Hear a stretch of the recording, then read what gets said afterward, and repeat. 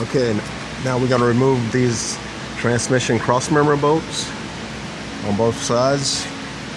We're going to remove the connector for reverse lights, and we're going to remove the speedo gear up here.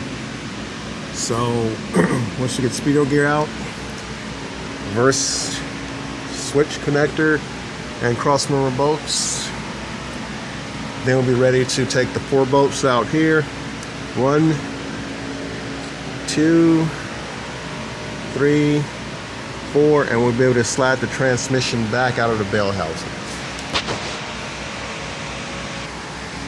Okay, we got the transmission cross bolts loose, which the head on these things is a 13 and the nut is a 15 millimeter. So you got a 13 millimeter head on the bolt and a 15 millimeter nut.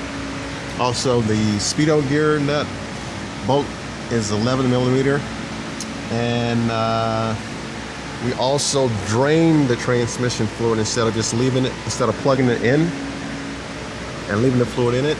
So it's best to go ahead and drain it, put new fluid in it, because trust me, these T5 transmissions never get new fluid. They just get beat on, and nobody never changes the fluid. So if you're doing a clutch, you might as well drain it out and put new fluid in it. And it's a pipe plug in it. It's a 3/8 drive square. So what you want to do is don't mess up your ratchet. Get your short extension, 3/8 drive extension.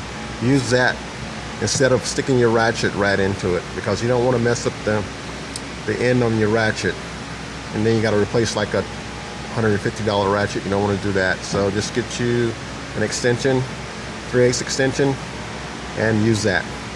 So if you break this, you won't cry as much as you break this. So now we're ready to support the transmission, and we're going to take these bolts out and we're going to pull the transmission straight back. Okay, we got the transmission out. We just got to get the bell housing bolts out, and then we'll be able to get the clutch out. Okay, one more thing I want to point out on these transmissions.